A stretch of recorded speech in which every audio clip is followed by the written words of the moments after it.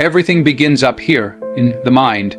Before there was ever a building, there was a blueprint. Before there was ever a song, there was a melody in someone's mind. Before there was ever a breakthrough, there was a belief that said, it's possible. That's the power of thought. You see, we live in a world that teaches us to focus on the external, money, status, achievements, image. But the real battle, the real war, it's being fought in the quiet, unseen corners of our mind. The world outside you will never be greater than the world inside you. You can have the degrees, the connections, the talent, but if your thoughts are poisoned, your life will reflect that sickness. I've seen it. I've lived it. There was a time when I didn't know if I was enough. There were voices in my head louder than any director I'd worked with. Voices that whispered, you don't belong here. You're not as good as them. You're gonna fail. And I know I'm not the only one who's heard those voices. Some of y'all have dreams you've buried. Not because they weren't real, but because your thinking told you they were out of reach. Some of you walk into rooms with your head low, shrinking yourself because somewhere along the line, you let a broken thought convince you that you were less. But let me tell you something real. Thoughts are like a thermostat. They don't just reflect the temperature of your life, they set it. You think small, you live small. You think defeated, you move defeated. You think you're average and you will never give yourself permission to be great. But the reverse is also true when you begin to believe in your value. When you begin to understand that you are here on purpose for a purpose. When you allow your thoughts to rise to the level of your calling, now you're dangerous. Now you're walking different, speaking different, loving different. You're no longer reacting to life, you're creating it. See, your thoughts are not just passing clouds. They are instructions to your brain, to your heart, to your spirit.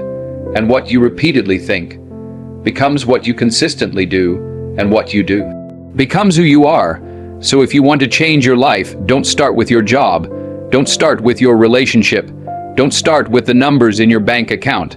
Start with the story you tell yourself when you're alone. Because if you can change that story, you can change everything. You can shift your direction. You can break generational chains.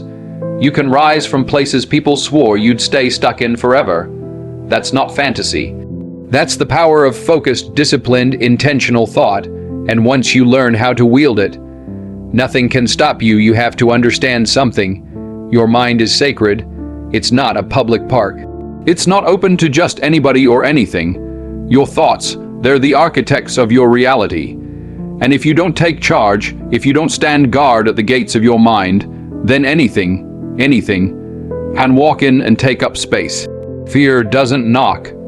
Doubt doesn't ask for permission. Insecurity will pull up a chair, kick its feet up, and start making decisions for your life if you let it.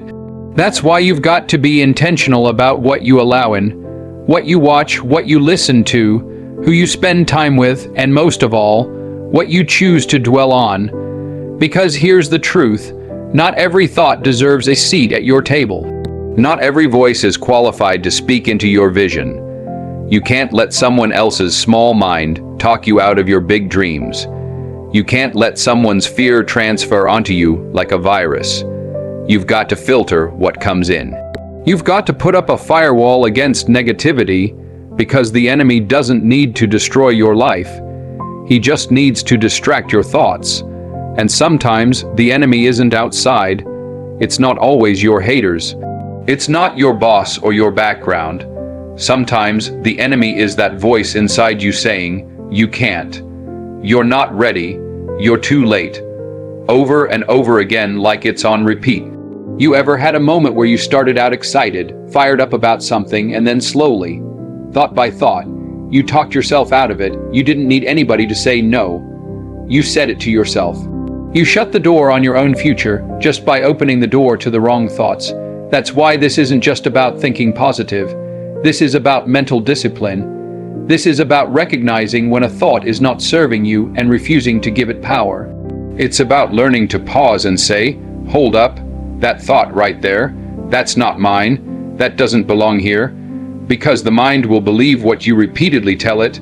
If you keep telling yourself you're not good enough, eventually you'll live like it, walk like it, love like it, settle like it. But if you train yourself to think higher, to think wiser, to think stronger, you'll begin to move different, people will feel it.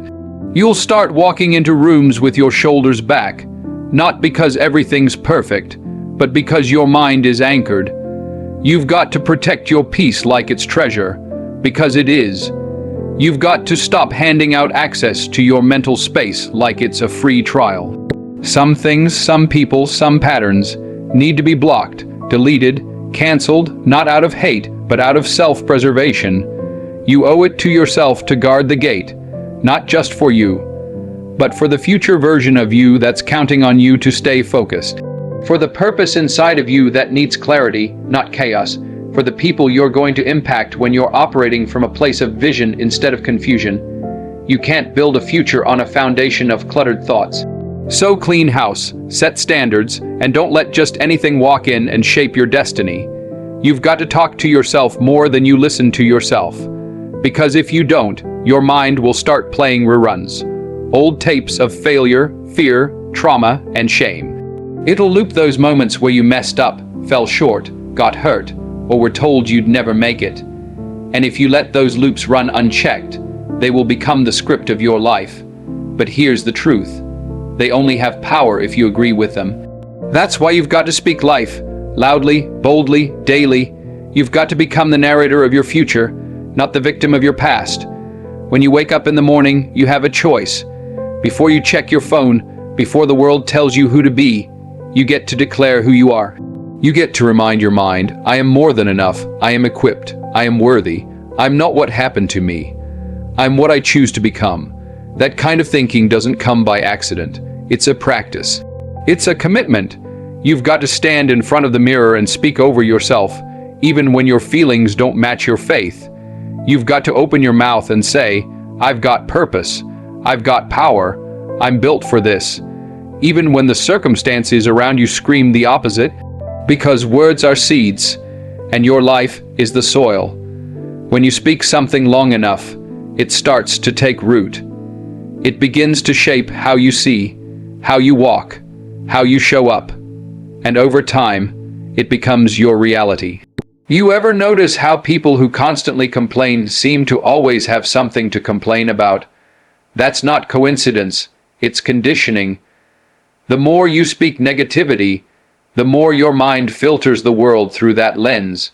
It's like putting on sunglasses at night. Everything looks darker than it really is, but the reverse is true too. When you train your tongue to speak possibility, your eyes start to find opportunity. When you speak peace, your spirit begins to quiet down. When you say, this storm won't last forever, something in your soul stands a little taller. See, speaking life doesn't mean you're in denial about your challenges. It means you've decided not to let your challenges do all the talking. It means you're taking back the microphone from fear, from pain, from doubt, and you're handing it over to faith. And when you do that consistently, your life starts to shift. You start to carry yourself with a different kind of energy. You begin to attract people, ideas, and doors that match the vibration of your words, because you're not just speaking empty phrases. You're prophesying your path. So if you want to live light, you've got to speak light. You've got to speak as if the mountain's already moved. You've got to affirm yourself like your life depends on it, because in many ways it does. Your mind believes the voice it hears most, and that voice needs to be yours. It's time to stop waiting for the world to validate what God already put inside you. Stop waiting for applause to speak confidence. Speak it now. Speak it when you're scared. Speak it when you're unsure. Speak it until it becomes second nature. Speak it until the weight lifts and the light returns, because when your words rise, your life will follow. Every single time. Now listen. I didn't come here tonight to impress you. I came to remind you of what you already carry, to remind you that your mind is not your enemy unless you make it one, to remind you that the thoughts you choose are the bricks you build your life with. So if you've been living small, if you've been letting doubt rent space in your head, if you've been shrinking your light to make other people comfortable, it's time to cut that off. Control your thoughts, and you will change your life. That's not a slogan, that's truth, that's power, that's the real work, because nothing out there is stronger than what's in here, unless you surrender it. So starting tonight, make a decision. No more replaying the past like it's your destiny. No more letting fear be the loudest voice in the room. No more handing over your power to opinions, to distractions, to your old story. You write the story now. Choose thoughts that elevate you. Choose thoughts that align with the person you're becoming. Choose thoughts that lead to life. Not just any life, but the kind of life that sets your soul on fire. You do that consistently, and the world won't just see a new version of you. They'll feel it, they'll hear it in your voice, they'll see it in your walk, they'll know. Something shifted, and that shift didn't start out there. It started in here, with one thought, one choice, and the courage to claim the life you were made for. Thank you, God bless you, and remember, your mind is your kingdom. Rule it well.